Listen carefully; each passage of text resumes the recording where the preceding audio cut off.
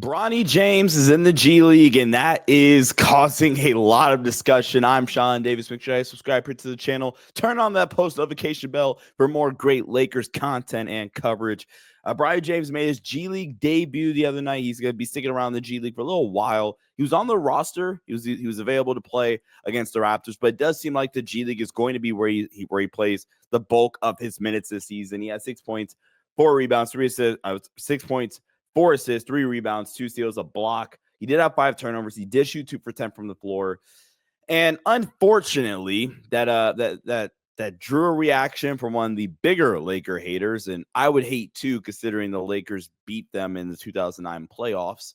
And the player he coached, Carmelo Anthony, hates his guts. But anyway, that did draw a reaction from George Karl, who put out a tweet saying, "It's Legion Hoops try to create news by showing Bronny is bad like everyone knew he would be. This ain't news." Now, I do want to get to some Lakers reaction. So, yeah, first off, two-way guard Quincy Olivari. I believe I botched that, but, oh well. He led the South Bay Lakers with 28 points and got the crucial assist on Bronny's first bucket of the game. Quincy goes on to describe, he says, "I was just happy to see him get out there and show the world that he can play. I think I'm a big advocate on pushing. He's a great basketball player, and the criticism that he gets is unfair." Lakers South Bay coach Zach Guthrie, who was hired to replace Dane Johnson, really highlighted Bronny's defense, saying, "I think he did a great job dictating on the ball. He played great. He played unselfishly. He played within the flow of the game. And I thought, like all of our guards, we defended at a high level. We talked about dictating. They weren't comfortable in their offense." So now let's kind of really break down Bronny James as a player. And with Bronny, I really, really do think, again, first of all, the expectation, I understand why, obviously, right? It's because of the fact that his his father is LeBron freaking James, who's still playing at a top 10 level. And depending on what happens in this upcoming game, I might do a film breakdown on LeBron, kind of turning back the clock and turning back into that point guard we saw in the 2020 season. But it is because he's LeBron's son. But that's a good thing for the South Bay team is they featured in their first game a sellout crowd of around 700 people or so. But last season they only had 5 sellouts all of last season in 24 games. And so that's less than 25% of their regular season games of their home games last season were sellouts, and they sell out in game 1, which was the win. Shout out to Quincy once again, who was fantastic. But let's talk. Let's look at Bronny James. Look at Maxwell Lewis for an example, right? And I'm going to give credit to Maxwell Lewis. Maxwell Lewis, played really, really well. Bronny is not ready.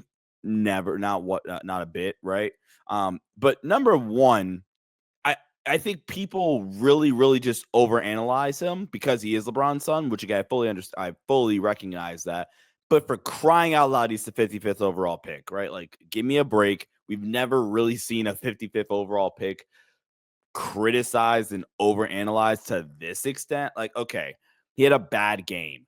He is a long way away. I'm not even going to go as far as to say there weren't other talent available. Like on draft night, I gave the pick a C+ because I did think there were other players available that, I had higher on my draft board, but I'm not going to over critique and overanalyze the 55th overall pick. And then secondly, this is why I originally brought up Maxwell Lewis. At the very least, you see a potential skill set for Bronny James in 2 years. Let's say he's a G Leaguer for all of this year, which is very much likely going to be the case. And he is a heavy G League guy next year that maybe gets consistent garbage minutes on next year's Lakers team.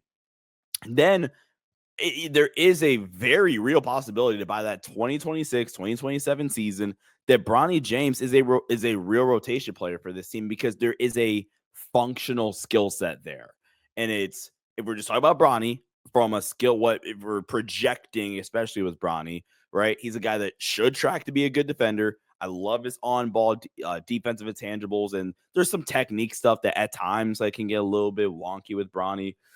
But, for the most part, man, I really, really trust Bronny from a on-ball defensive standpoint. I think he is a really, really good, really good connective passer. I don't think he can ever lead an offense. Not even gonna, try to insinuate that. But I do think Bronny can be a connective piece because I think he is legitimately a really, really smart player that is athletic, that can play in the passing lanes, that can create deflections, and then offensively do the secondary connecting stuff.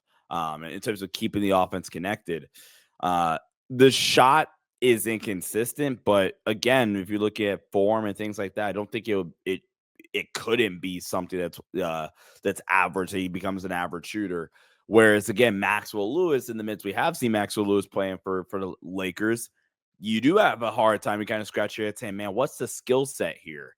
He was this ultra, athletic score first wing when he was at Pepperdine. And really, when we've seen him for the Lakers, we've seen none of that. Now, again, he played really, really well in the South Bay's first game of the season. He played really well.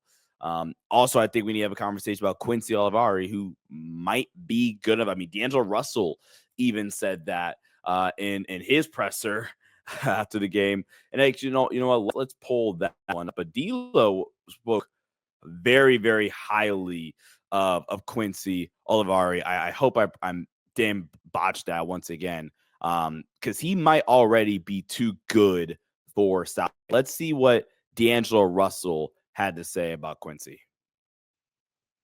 Yesterday, you were courtside for the South Bay Lakers game. What did you see, and what do you make of Quincy Olivari's game? And he mentioned you as a look to for motivation and kind of just inspiration. I just told him to stay humble.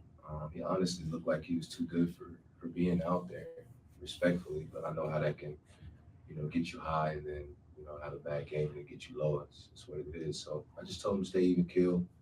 All those guys dominated the game. Bronny was solid. Q obviously dominated. Max Lewis, AT, both of those guys, all those guys were effective and they look hungry. So just keeping that hungry.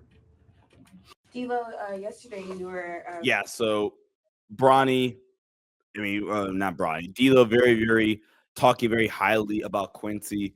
But yeah, like I said, guys, I'm not overthinking Bronny. I know we're a ways away. I this kind of been my thought process on Bronny the entire time, that nothing he's really done has surprised me, good or bad.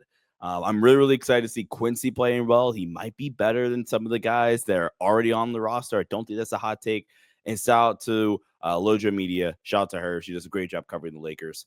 As well. So, guys, let me know what you guys think about this in the comment section down below about the South Bay Lakers team, Quincy Olivari, Bronny James, everything regarding that. And we're back. Like I said, this is the third straight day of content. Gonna keep pumping videos out for you guys. We're gonna do a film breakdown at some point this week. I'm not sure what about, but we will do a film breakdown at some point on the channel. Go check out the Sports Headline Show. Also, I'm doing a podcast. If you haven't heard, I'm doing a podcast from a guy Tyler, or Hoop Venue. I'm sure you guys have heard of him. It's called the Hoop Venue Podcast. I mean, no duh. Hoop Venue Podcast. Go check that out. Just dropped an amazing episode. More philosophy based on this episode, but really covering the whole league. So I really, really appreciate you guys' support. Hit that like button and subscribe, and I'll catch you guys in the next one. As always, go Lake Show. Peace.